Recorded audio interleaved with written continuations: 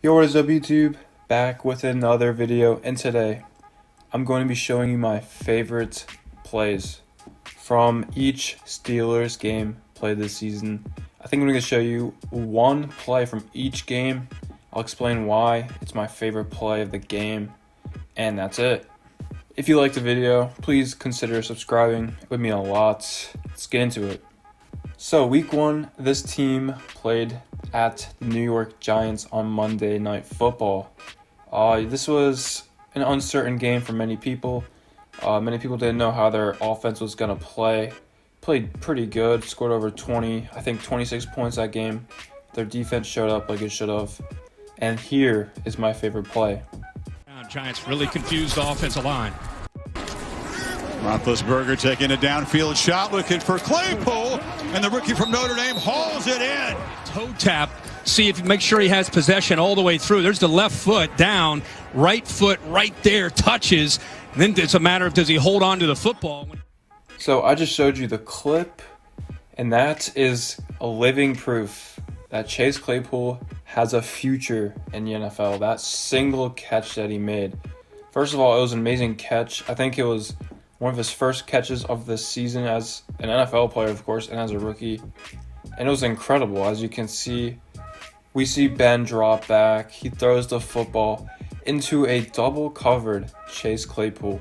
Goes up for the catch and somehow gets his feet in bounds. You see the refs run over. They're like, man, how did this dude even make the catch? I think that was my favorite play of that game, even though like Juju had 2 touchdowns. He had that really funny touchdown celebration where he laid in front of the camera.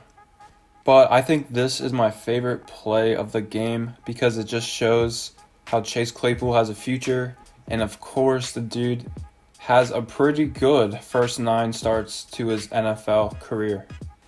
Alright, so then we go to week 2. The Steelers are at home against the Denver Broncos. There were a couple notable plays in this game, especially that Chase Claypool 80-yard something touchdown. But my favorite play of the game is actually this one right here. Lock trying to dance out of trouble, tapped, and the ball is loose. Near side of the field, picked up. So first of all, this just showed how dominant the defensive line was going to be for the rest of the season. And it showed that Bud Dupree, along with TJ Watt, was just going to be an unstoppable force. So I like to see that. Second of all, just look at this hit. Drew Lock steps back. TJ Watt trips him kind of. Then Bud Dupree comes out of nowhere, levels Drew Lock to the ground. And of course the Steelers pick up the football. This is a quality play. It's one of my favorite plays from the Steelers defense the entire season. So next, the Steelers have another home game, and they play the Houston Texans. They're 2-0, and the Texans are 0-2. This game was very close for a lot of it. The Texans got up to a 14-3 lead, and then in the fourth quarter, the Texans were up 21-20. Pittsburgh, I think, finished this game with a score of 21-28. Had a pretty good defensive stand in the second half. And this is definitely my favorite play of the game. Shortcoming on that one. 3rd and 15. Deep drop. Watson weaving. Watson sets it up downfield. The heave is intercepted. Mike Hilton. So even though, Big Ben had a pretty good offensive comeback when they were down by a lot. Juju had the touchdown. Eric Ebron had a pretty nice touchdown. This is definitely my favorite play of the game because it stopped Deshaun Watson.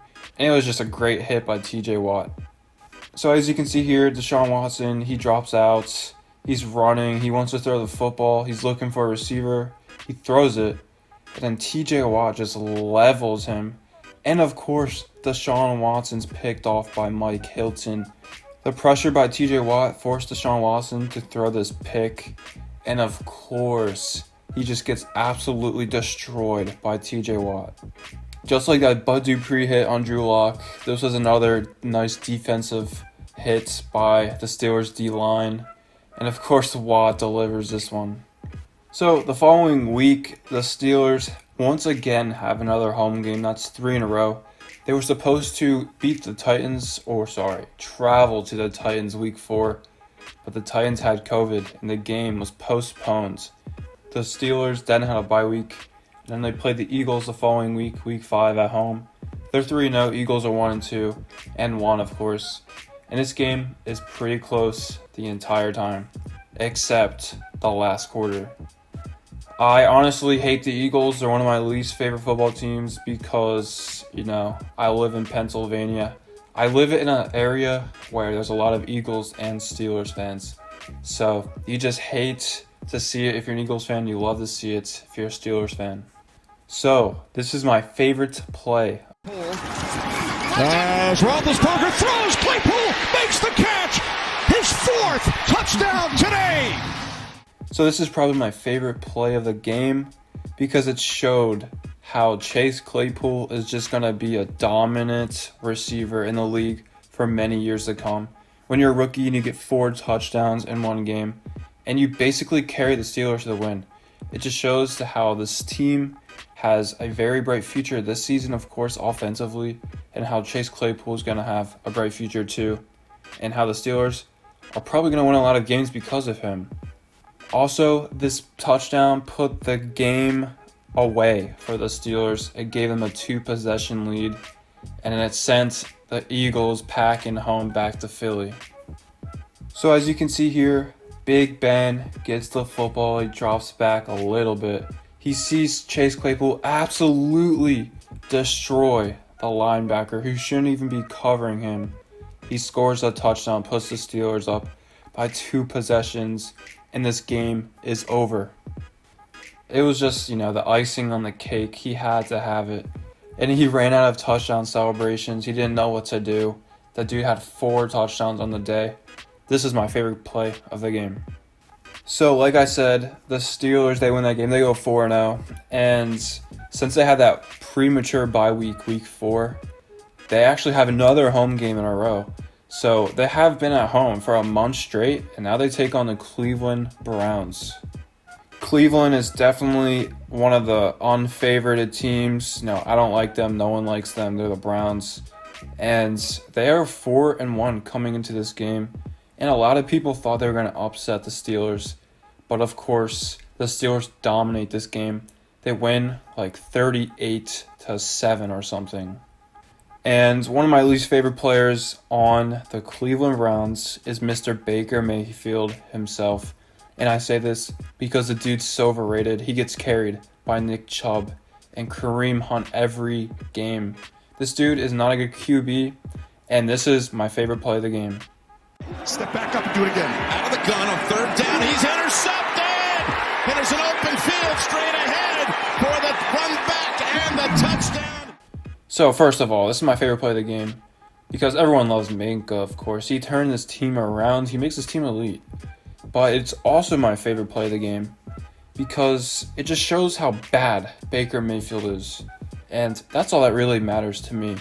If Baker Mayfield is shut out the first quarter, the first 5 minutes into the game, he throws a pick 6, it shows you how the rest of the game is going to be a Steelers win and how Baker Mayfield legit has no talent in this league. This just, it put a pretty sweet taste in my mouth, and I'm sure a lot of Steelers fans agree with that. So, the following week, the 5-0 Steelers take on the 5-0 Titans in Tennessee, a game that many people thought the Steelers were going to take the L for the first time. I thought differently. Of course, I was right. This team wins this game, and this is why. They won this game realistically because of their first half performance. It was really good. They scored a lot of points in the first half. But then they stopped trying in the second half. Their offense was not playing good, and their defense was letting points up. Ultimately, at the end of the game, could have been a tie, could have won in overtime. But this is my favorite play. It's a 45-yard attempt officially for the tie. Gostkowski. No good. Been dicey for him this year. 5 for 5, 50 and beyond. A look of shock. That is right. I'm not even showing a Steeler highlight here. I'm showing a Titans lowlight. Mr. Gostkowski misses the field goal to tie the game. sending the Steelers home with a 6-0 record. Honestly, I thought that game was pretty good until the second half started. Their first drive was really good. It took like 9 minutes. That was a really good drive. Had some highlights. But ultimately, I didn't like how the Steelers played the second half, which is why my favorite play was the missed field goal by Gostkowski. It was pretty funny. You could see me praying to my Lord in heaven above, Jesus Christ, the entire time. And of course, he answered my prayers with this missed field goal. So the following week, the 6-0 Steelers take on the 5-1 Baltimore Ravens. Second road game, I should say, in a row. And they're playing a division rival that is really good. Steelers get off to an electric start with a pick-6 second play of the game. They're up 7-0. Yet they finish the half down by 10. Score 7-17. The Ravens look like they got this game in the bag. But this is my favorite play. Hill is in the game for the first time as Jackson is intercepted. My goodness. Intercepted by Highsmith. So this is my favorite play of the game because realistically it turns the game around. If Lamar Jackson didn't throw this pick, the Steelers would have lost this game. And he realistically threw the pick because he was scared. And he was scared the entire game. They were running the ball effectively, but he got too confident at this point in time. That confidence immediately turned to fear once he threw that football. And realistically, that's why the Ravens lost, because Lamar was scared at the end of the game. He threw that pick. The Steelers go on to get a lead in the game. They lose the lead, and then they get it back with a Chase Claypool touchdown. But that's my favorite play of the game. It turned the game around, and it showed how predictable Lamar Jackson is. It also shows how Lamar Jackson is a solo threat. He might be a quarterback, but at the same time, his throwing abilities are poor compared to any other quarterback in the league. He's only good because he can run the football. That's why I like this play so much, and that's why it's my favorite of the game. So the following week, the Steelers have another road game in a row. It's 3 in a row. And you can tell the Steelers were tired in this game. Getting beaten up by Baltimore, still winning that game. They go on the road, their farthest road game of the year against Dallas. And they play a really poor game on offense. They're losing the entire game until the fourth quarter arrives when Big Ben leads his team down the field. An insane final drive with 3 minutes left in the game. And they score a touchdown with Juju, ultimately sealing the game. And of course their defense had a nice defensive stop. This was the drive of the game, and one of my favorite plays of the week was in this drive. Here it is. He's got time. He's got an open man. Johnson breaks it. Cuts back. And down at the 12. So this is my favorite play of the game because it ultimately secured the win for Pittsburgh right here. If this didn't happen, Steelers could have easily lost the game. So Deontay Johnson makes a pretty nice catch, but he's so crafty with his footwork. He stays in bounds. It looks like he goes out kind of, but he's literally millimeters from going out of bounds. He stays in bounds, and from the 46-yard line, it looks like the Steelers started on, Deontay Johnson brings this team like 50 yards down the field. It secures the Steelers with a field goal, which would have put them above, and I'm sure their defense could have stopped the Cowboys' offense. But this very crafty play, which was amazing first of all, just secures the Steelers are about to score and take the lead in this game. So the Steelers now 8-0, best starts in their franchise history. They go home, and they play a red-hot Cincinnati Bengals, the same team that beat the Titans. Wow. But what? The Bengals are gonna win? They're gonna trap the Steelers? It's a trap game? No. Big Ben's got something very different to say. Ultimately, this game was the most complete game of the year. Debatably like that Cleveland game, where the Steelers' offense and defense was most dominant on the field. This was the Steelers' most dominant performance offensively of the year. And of course, it looked like one of the best offensive performances in the league so far. But along with that, defense wins you games. And of course, the defense stepped up. only allowing Joe Burrow to score 1 touchdown and, of course, 1 field goal. Joe Burrow looks scared. You could see it in his eyes. The dude looks scared because of this defense, and that's all I gotta say. I don't really have a favorite play of the game because, like I said, both sides of the football for the Steelers was dominant.